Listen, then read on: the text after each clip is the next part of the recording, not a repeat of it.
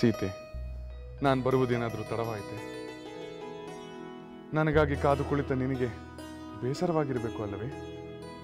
ತಾವು ಬರುವರೆಂಬ ನಿರೀಕ್ಷೆಯಲ್ಲಿ ನನಗೊಂದು ಆನಂದ ಭಾವನೆ ಉಂಟಾಗುತ್ತದೆ. ಬೇಸರದ ಪ್ರಶ್ನೆ ಎಲ್ಲಿ ಬರುವುದು ಸ್ವಾಮಿ? ಹಾಗಾದರೆ ನಾನು ಬಂದಾದ ಮೇಲೆ ಆ ನಿನ್ನ ಆನಂದ ಭಾವನೆಯು ಹೊರಟು ಹೋಯಿತೆ? ಇಲ್ಲ ಪ್ರಭು, ತಮ್ಮ ಧ್ಯಾನವು ಪರಿಮಳವನ್ನು ಆಸ್ವಾದಿಸುವ ಅನುಭವವಾದರೆ ತಮ್ಮ ಸನ್ನಿಧಾನವು ಪರಿಮಳದ ಜೊತೆಗೆ ನಯನಾನಂದಕರ ಪುಷ್ಪವು ನೋಡಿದ ಆನಂದವು ಸೇರಿದಂತೆ.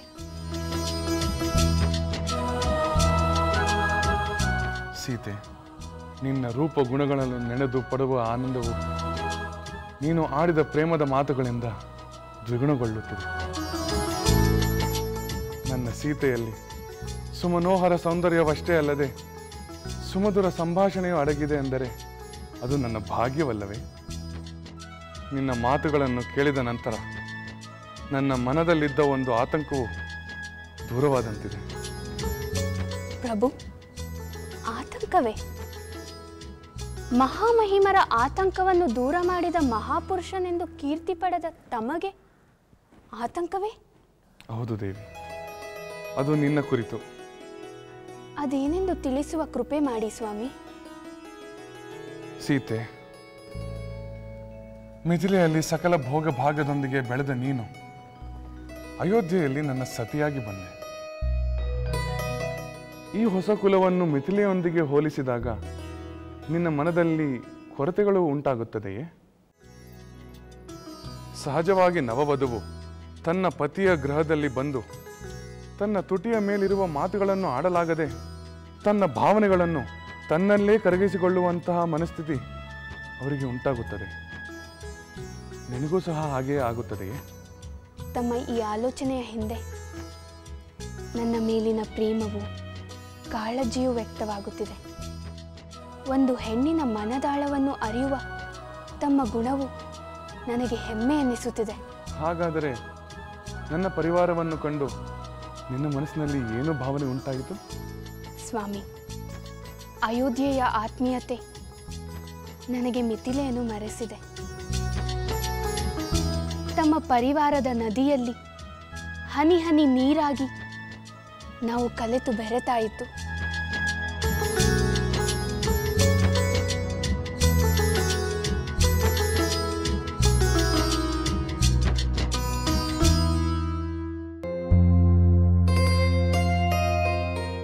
ಊರ್ಮಿಳೆ,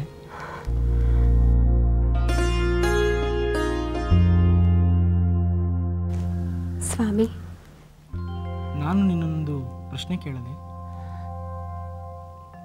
ಕೇಳಿ. ನನ್ನೊಡನೆ ನಿನ್ನ ವಿವಾಹವಾಗಬೇಕೆಂಬುದು ಅನಿರೀಕ್ಷಿತವಾಗಿ ಆದಂತಹ ತೀರ್ಮಾನ. ಈ ವಿವಾಹದ ವಿಷಯ ತಿಳಿದಾಗ ನಿನ್ನ ಮನಸ್ಸಿನಲ್ಲಿ ಸಂತೋಷವಾಯಿತು ಅಥವಾ ಗುರು ಹಿರಿಯರ ಮಾತಿಗೆ ಮನ್ನಣೆ ಕೊಡಬೇಕೆಂದು ಈ ವಿವಾಹಕ್ಕೆ ಸಿದ್ಧಳಾದೆಯೋ?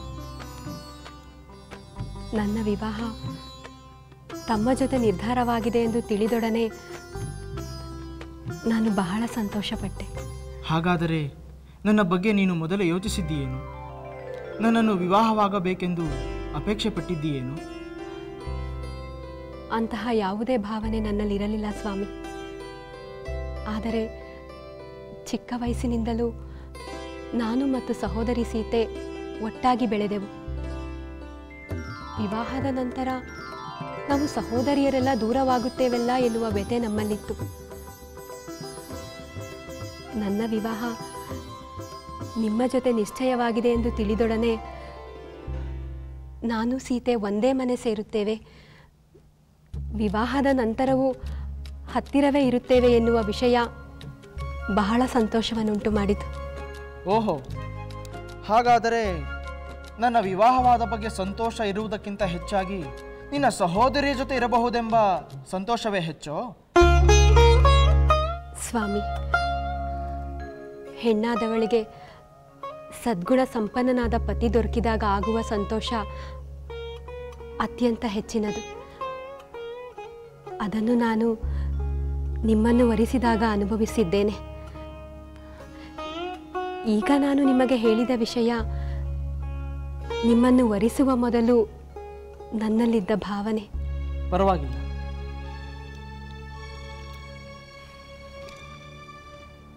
ನನ್ನನ್ನು ವರಿಸಿದ್ದಕ್ಕೆ ಸಂತೋಷವಾಗಿದೆ ಎಂದು ಹೇಳಿದೆಯಲ್ಲ, ನಾನು ಧನ್ಯನಾದ. ಸ್ವಾಮಿ, ನೀವು ನಿಮ್ಮ ಸಹೋದರರನ್ನು ಅನುಸರಿಸಿ ಬಂದದ್ದು, ನಿಮ್ಮ ಸಹೋದರರ ವಿವಾಹದ ಜೊತೆಯಲ್ಲೇ ನಿಮ್ಮ ವಿವಾಹವಾದದ್ದು, ನಿಮ್ಮ ಅತ್ತಿಗೆಯ ಸಹೋದರಿಯೇ ನಿಮಗೆ ಪತ್ನಿಯಾಗಿರುವ ವಿಷಯ ಸಂತೋಷವನ್ನುಂಟು ಮಾಡಿಲ್ಲವೇ? ಅಂತಹ ಸಂತೋಷವನ್ನು ನನ್ನ ಜೀವನದಲ್ಲಿ ಹಿಂದೆಂದೂ ಕಂಡಿರಲಿಲ್ಲ ಊರ್ಮಿಳೆ. ಹಾಗಾದರೆ ನಿಮಗೆ ನನ್ನನ್ನು ವಿವಾಹವಾದ ಸಂತೋಷಕ್ಕಿಂತ ಹೆಚ್ಚಾಗಿ ನಿಮ್ಮ ಸಹೋದರರ ವಿವಾಹದ ಜೊತೆಯಲ್ಲೇ ನಿಮ್ಮ ವಿವಾಹವಾಯಿತೆನ್ನುವುದು ಹೆಚ್ಚು ಸಂತೋಷವೇ?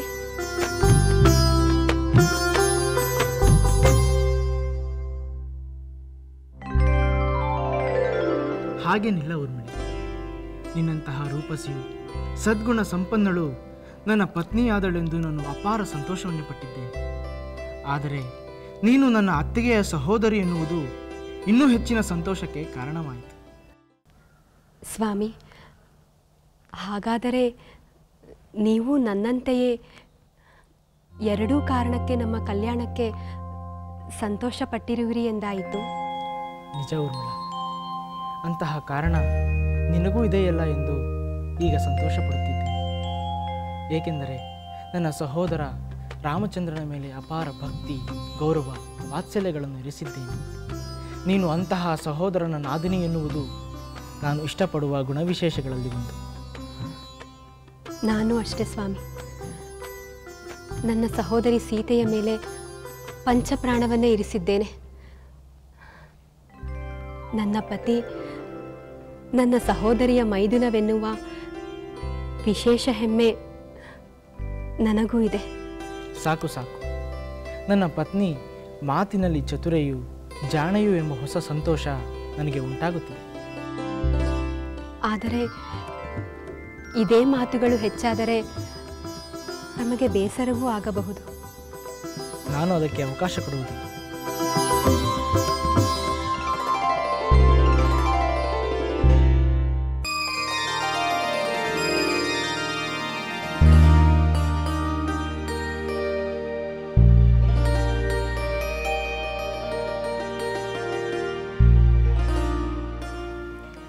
ಶ್ರುತಕೀರ್ತಿ,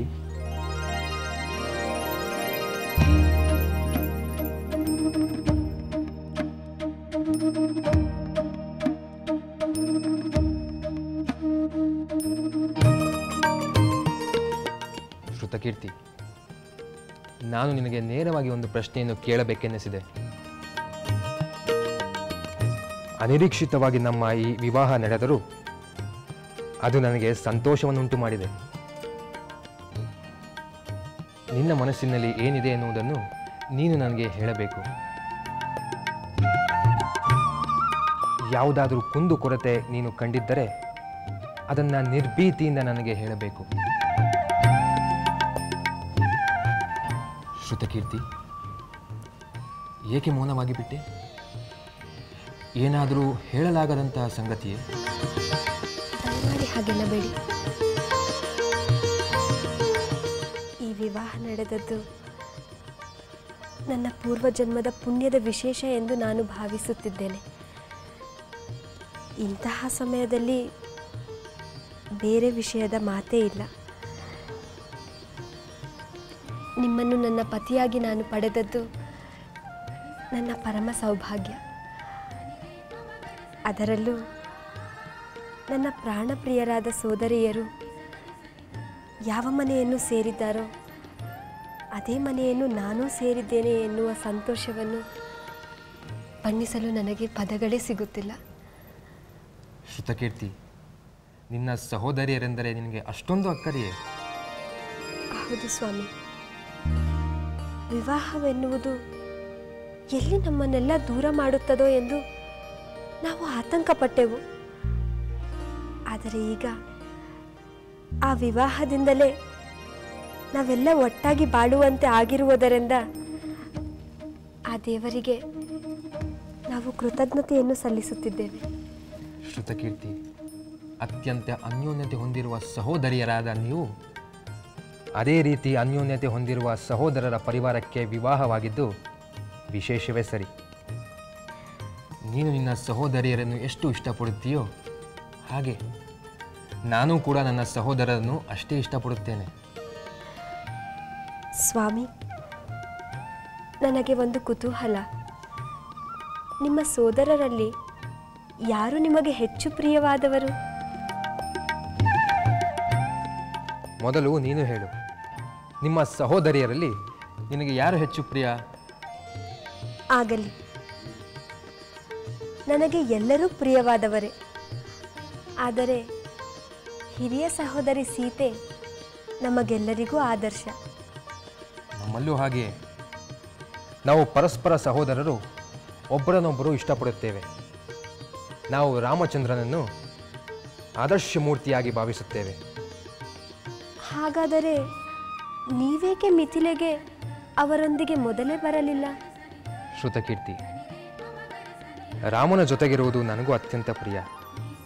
ಆದರೆ ಮೊದಲಿನಿಂದಲೂ ಲಕ್ಷ್ಮಣನು ರಾಮನ ಜೊತೆ ಒಡನಾಡಿಯಾಗಿ ಅವನ ನೆರಳಿನಂತೆ ಇರುತ್ತಾನೆ. ನಾನು ಸಹ ಲಕ್ಷ್ಮಣನಂತೆ ರಾಮನ ಒಡನಾಡಿಯಾಗಿ ಬಿಟ್ಟರೆ ಭರತನಿಗೆ ತಾನು ಏಕಾಂಗಿಯಾಗಿದ್ದೇನೆಂಬ ಭಾವನೆ ಬರಬಹುದು. ಹಾಗಾಗಬಾರದೆಂಬ ಕಾರಣಕ್ಕೆ ನಾನು ಭರತನ ಜೊತೆ ಇರುತ್ತೇನೆ. ನಾನು ಭರತನ ತಾಯಿಯ ತವರಾದ ಕೇಕೆಗೆ ಆಗಾಗ ಹೋಗಿ ಬರುವುದು ಮಾಡುತ್ತೇನೆ. ಇಂತಹ ಸಂತೋಷ ನಮ್ಮ ಸತ್ಯರು ಬಂದ ಮೇಲೂ ಕೂಡ ಇನ್ನೂ ಹೆಚ್ಚುತ್ತದೆ ಎಂದು ನಾನು ಭಾವಿಸುತ್ತೇನೆ. ಅಗತ್ಯವಾಗಿ ಸ್ವಾಮಿ. ಈ ಅಯೋಧ್ಯೆಯಲ್ಲಿರುವ ಸುಖ, ಸಂತೋಷ, ಸಂಭ್ರಮ, ವಿಶ್ವಾಸಕ್ಕೆ ನಾವು 4 ಸಹೋದರಿಯರು ಎಂದೆಂದೂ ಪೂರಕವಾಗಿಯೇ ಇರುತ್ತೇವೆ. ನಿಮ್ಮ ಸಂತೋಷವನ್ನು ಇನ್ನೂ ಹೆಚ್ಚುಪಡಿಸುತ್ತೇವೆ. ಶ್ರುತಕೀರ್ತಿ, ನಾನು ಏನನ್ನು ಬಯಸಿದ್ದೇನೋ ಅದನ್ನೇ ಪಡೆದಿದ್ದೇನೆ. ನಾನು ಭಾಗ್ಯಶಾಲಿ. ಇಲ್ಲ ಸ್ವಾಮಿ, ನಿಮಗಿಂತಲೂ ನಾನು ಹೆಚ್ಚು ಭಾಗ್ಯಶಾಲಿ. ನಾವೆಲ್ಲರೂ ಭಾಗ್ಯಶಾಲಿಗಳೇ.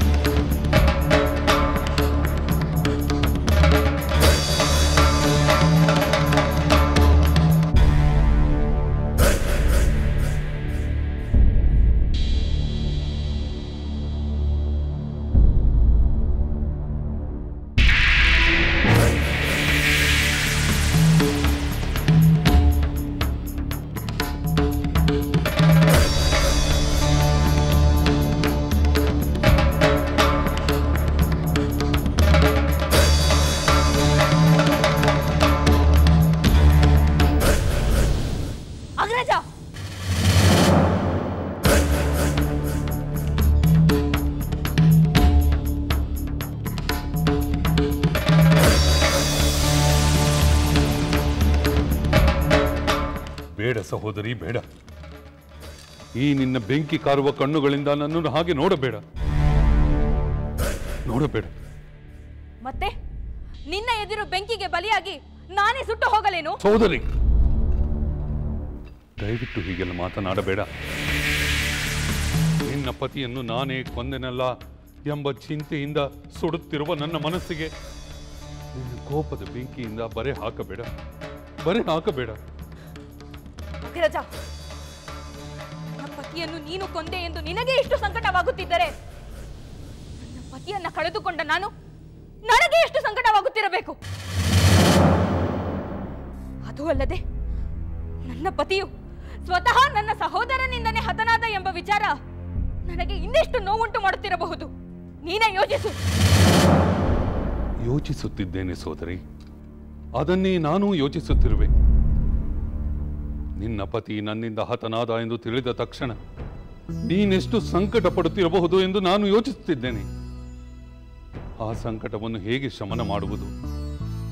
ಯಾವ ಕೊಡುಗೆಯನ್ನು ನೀಡಿದರೆ ನೀನು ಆ ಸಂಕಟವನ್ನು ಮರೆಯುವೆ ಎಂದು ನಾನು ಯೋಚಿಸುತ್ತಲೇ ಇದ್ದೇನೆ. ನನ್ನ ಸಂಕಟವನ್ನು ಮರೆಯುವಂತಹ ಯಾವ ಕೊಡುಗೆಯನ್ನು ನೀನು ನೀಡಬಲ್ಲೆ? ಯಾವ ಕೊಡುಗೆಯು ನನ್ನ ಪತಿಯ ಜೀವಕ್ಕೆ ಸಮಾನವಾಗುತ್ತದೆ? ಹೇಳು ಅಗ್ರಜ. ಶೂರ್ಪನಖಿ, ನಾನು ಏನನ್ನು ಕೊಟ್ಟರೂ ಅದು ನಿನ್ನ ಪತಿಯ ಜೀವಕ್ಕೆ ಸಮ ಎಂದು ಹೇಳಿ ನಿನ್ನ ಪತಿಗೆ ಅವಮಾನವನ್ನು ಮಾಡಲಾರೆ. ನೀನು ನಿನ್ನ ಪತಿಯ ಸಾವನ್ನು ಮರೆಯಬೇಕು. ಅದಕ್ಕಾಗಿ ಒಂದು ಪ್ರಾಂತ್ಯಕ್ಕೆ ನೀನು ಅಧಿಪತಿಯಾಗಿ ಅತಿರಥ ಮಹಾರಥ ಸೈನಿಕರನ್ನು ಇಟ್ಟುಕೊಂಡು ನಿನ್ನ ಮಗನನ್ನು ಬೆಳೆಸುತ್ತಾ ಮುಂದೆ ಅವನನ್ನೇ ಅಲ್ಲಿ ಒಡೆಯನನ್ನಾಗಿ ಮಾಡಿ ಮಹಾರಾಣಿಯಾಗಿ ಮೆರೆದು ನಿನ್ನ ಪತಿಯ ಸಾವನ್ನು ಮರೆಯುತ್ತಾ ಹೋಗು. ಸೋದರಿ, ಸತ್ತವರನ್ನಂತೂ ಮತ್ತೆ ಹಿಂದಿರುಗಿ ತರಲಾಗುವುದಿಲ್ಲ. ನೀನು ಮಹಾರಾಣಿಯಾಗಿ ಮೆರೆದು ಸಂತೋಷ ಪಡು ಸೋದರಿ. ನನ್ನನ್ನು ಯಾವ ಪ್ರಾಂತ್ಯದ ಅಧಿಪತಿಯನ್ನಾಗಿ ಮಾಡುತ್ತೀಯಾ? ದಂಡಕಾರಣ್ಯದ ಪಂಚವಟಿ ನೀನು ವಾಸಿಸಲು ಯೋಗ್ಯವಾದ ಸ್ಥಳ. ಅಲ್ಲಿಗೆ ನೀನು ಮಹಾರಾಣಿಯಾಗು. ನೀನು ಹೇಳಿದ ಹಾಗೆ ನಾನು ಮಹಾರಾಣಿ ಆಗಬಹುದು. ಆದರೆ ನನಗೆ ಪತಿ ಬೇಕು ಎನಿಸಿದಾಗ ನಾನೇನು ಮಾಡಲಿ? ಹೇಳು ಅಗ್ರಜ, ಏನು ಮಾಡಲಿ? ಶೂರ್ಪನಖಿ, ನೀನೇನು ಮುದುಕಿಯಲ್ಲ. ನಿನಗೂ ಇನ್ನು ಯೌವನವಿದೆ, ಸೌಂದರ್ಯವಿದೆ. ನಿನ್ನನ್ನು ವರಿಸಲು ಎಂತಹ ಪುರುಷನು ಆಶಿಸುತ್ತಾನೆ. ನೀನು ಯಾವ ಪುರುಷನನ್ನು ಮೆಚ್ಚುವೆಯೋ ನನಗೆ ಹೇಳು. ಅವನೊಡನೆ ನಿನ್ನ ವಿವಾಹವನ್ನು ನಾನು ನೆರವೇರಿಸುತ್ತೇನೆ. ನಾನು ಇಚ್ಛೆ ಪಟ್ಟ ವ್ಯಕ್ತಿಯೊಂದಿಗೆ ನನ್ನ ವಿವಾಹ ಮಾಡುತ್ತೀಯಾ? ಖಂಡಿತವಾಗಿ. ಅವನು ನಿನ್ನನ್ನು ಒಪ್ಪಲಿ ಬಿಡಲಿ, ಅವನಿಗೆ ಮದುವೆ ಆಗಿರಲಿ ಆಗದೇ ಇರಲಿ, ಅವನು ನನ್ನ ಶತ್ರುವಾದರೂ ಸರಿ, ಮಿತ್ರನೆಂದು ಪರಿಗಣಿಸಿ ಅವನನ್ನು ನಿನಗೆ ವಿವಾಹ ಮಾಡಿಸಿಯೇ ಮಾಡಿಸುತ್ತೇನೆ. ಸರಿ, ಹಾಗಾದರೆ ನನ್ನನ್ನು ಮೊದಲು ಪಂಚವಟಿ ಪ್ರಾಂತ್ಯದ ಅಧಿಪತಿಯನ್ನಾಗಿ ಮಾಡುತ್ತೇನೆ. ಅಮಾತ್ಯರನ್ನು ಪುರೋಹಿತರನ್ನು ಕರೆಸಿ ನಿನಗೆ ಆ ಪ್ರಾಂತ್ಯದ ಪಟ್ಟಾಭಿಷೇಕ ಮಾಡುತ್ತೇನೆ. ಸಿದ್ಧಳಾಗು. ನಾನು ಸಿದ್ಧಳಾಗೇ ಇದ್ದೇನೆ.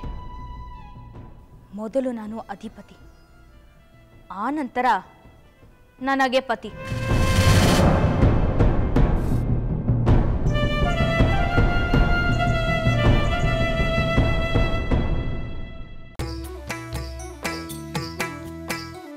ಲಂಕೆಯಲ್ಲಿನ ದುರುಳ ದರ್ಪವು ಸೀತೆ ಸಹನೆಗೆ ಸೋತಿತು. ಅಂಕೆ ಇರದ ಅಸುರ ಕುಲವು ರಾಮ ಬಾಣಕ್ಕೆ ಅಡಗಿತು. ದೂರವಿರಲಿ ಸನಿಹವಿರಲಿ ರಾಮ ಹೃದಯ ನಿವಾಸಿನಿ. ಯುಗವು ಯುಗವು ಸಾಗಲಿ ಅಕಳಂಕ ಪ್ರೇಮ ಪ್ರಬೋಧಿನಿ. ಅಮರ ಗಾಧೆ ಧರಣಿ ಜಾತೆ ಸಾಧ್ವೆ ಸೀತೆ ಸುಚರಿತೆ. ಸಹನ ಶಕ್ತಿ ಪತಿಯ ಭಕ್ತಿ ಲೋಕಮಾನ್ಯ ವಂದಿತೆ.